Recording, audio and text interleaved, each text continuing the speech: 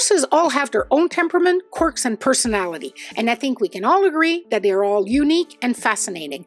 But can the position of whorls on your horse's forehead be a clue to its personality? Can reading the world help you understand your horse better? I'm skeptical by nature and by training, so I wanted to understand, where did this idea even come from? What could possibly explain that connection? And finally, I wanted to see how practical was this information. Could it help me understand my horses better? Could I reassure my client that the foals that they bought from me would be of a temperament they could handle down the road? Let's take a look. If you're not familiar with what people say about whorls on horses' head, essentially the idea is that the position of the whorl on a horse's face would give you clues to its personality. The position of the little spiral of hair found on most horses would be linked to their general disposition, how sensitive or reactive they are, how likely they are to be labeled as difficult. Oh yes, I am aware that for some people it has nothing to do with being difficult or being easy, and the whorl position has everything to do with being extroverted, introverted, right brain or left brain.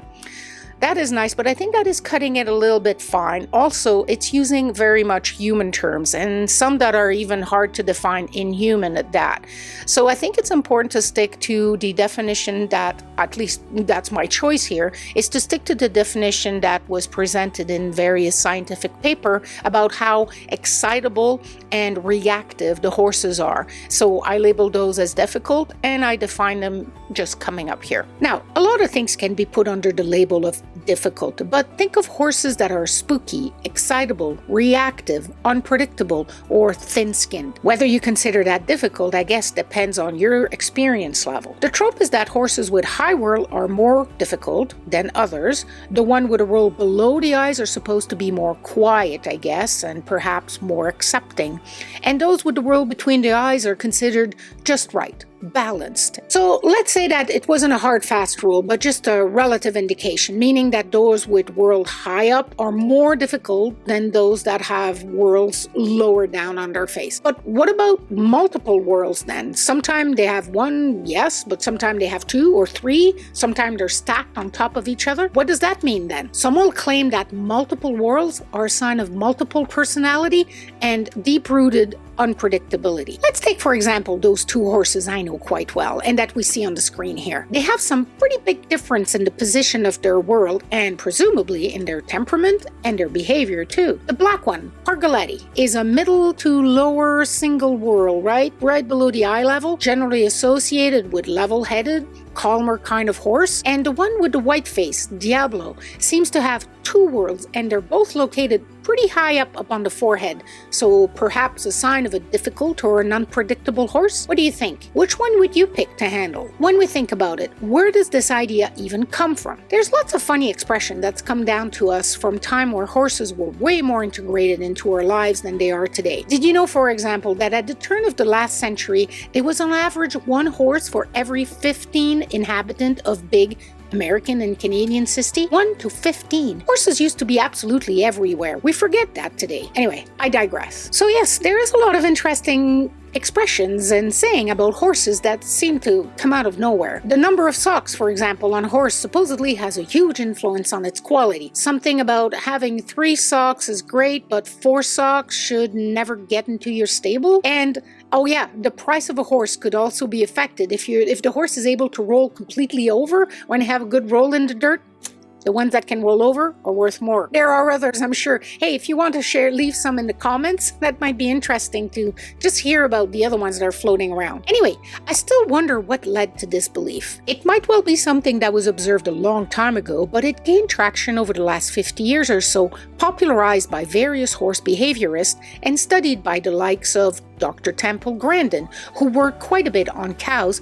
as well as horses. Cows have whorls on their forehead too, and cattle with a whorl lower down their face were found to be less prone to panic when handled or confined, like in a chute, for example. Also, the direction of the whorl can also influence whether a cow will turn right or left when they have a choice to go into the milking parlor. Cows with lower place hair whorls are also considerably less vigilant and more likely to abandon their calf when they're stressed than those that have higher whorls. Finally, I found something where bulls with deformed whorls in the form of a zigzag or a line often show deformed sperm and are less fertile. All of these are from scientifically performed studies that looked at validating those observations and knowledge that are common in the cattle world. I think we have to be careful. Not everything can be transposed from one species to the next. But I think it's interesting to see that head whorls in cattle are linked to some very specific behavior type. If it was indeed true for horses, it could be quite useful in helping us making decision on how to best handle a horse, or in some cases steer away from the more difficult and unpredictable one. Do you think you want to change your answer based on that information between these two horses? Which one would you pick? If it were true, what could explain this? How and why would the hair pattern on the forehead be linked to any deep-rooted behavior in the horse? First of all, I want to say that some controlled experiments were actually done to determine if there was any observable difference between horses with high whorl and low whorl. Those were scientific studies, carefully planned and executed to, remove any confirmation bias. Confirmation bias is when you have a theory and you believe something and you tend to cherry pick the observation that fits your theory. So they ran those experiments to kind of remove that confirmation bias. And those experiments did in fact confirm that yes, horses with high whorl placement were more excitable. In 2021, researchers used the exhaustive genetic information collected by the Quarter Horse Association to run a study looking at the link between genetics and whorl. What they found was really interesting.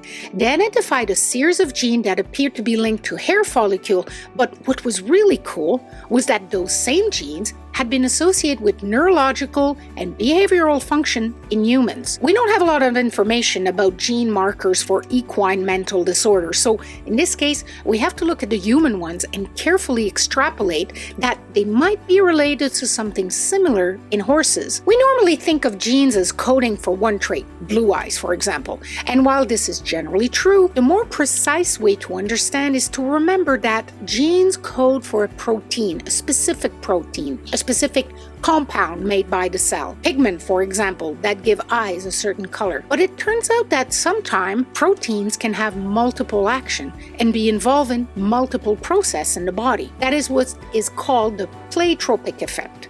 And that is what they thought they found in this study. Genes and windows of genes on a chromosome that were linked to follicular hair growth were also known to be associated with those human neurological functions. Now again, one has to be careful here to make the jump between the different species. Let's be careful. But it's the first time a link has been made between genes known to affect both the follicle growth and a mental process. So if we look at our two boys here, we can start to think that if that link is real, then it could be the first step in explaining the connection between this high whorl position and more excitable and reactive horses.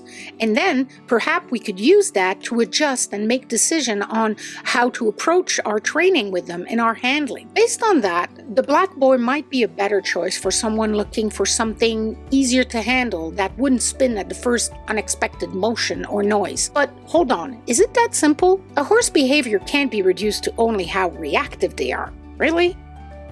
No. Horses have various levels of curiosity, playfulness, bravery, energy.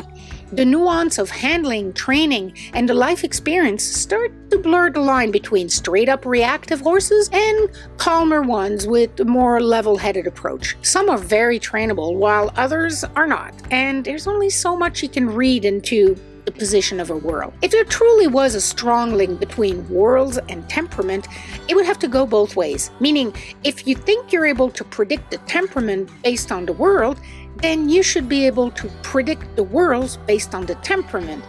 And it's not that simple, is it? Let's take a look at Diablo here, the high double-whorled bay gelding, bred and born here. From his first moment, he was a level-headed, curious, almost bomb-proof baby that grew into this goofy, relaxed boy with a very definite personality. He is safe, dependable, he takes everything in stride. Pargaletti, our good-looking black gelding, however, had a difficult go at life. While well-raised, well-handled all his life, he is a highly reactive intense horse that never really did settle into any particular setting. Nothing physical was ever found to be wrong with him, but he found the work under saddle really overwhelming, to the point that he was dangerous and he was not able to continue his training despite all the talent that he showed for it. I have to say that one thing I did notice over the years breeding horses was that there was a certain familial resemblance between mares and foal, meaning a mare had a tendency to pass on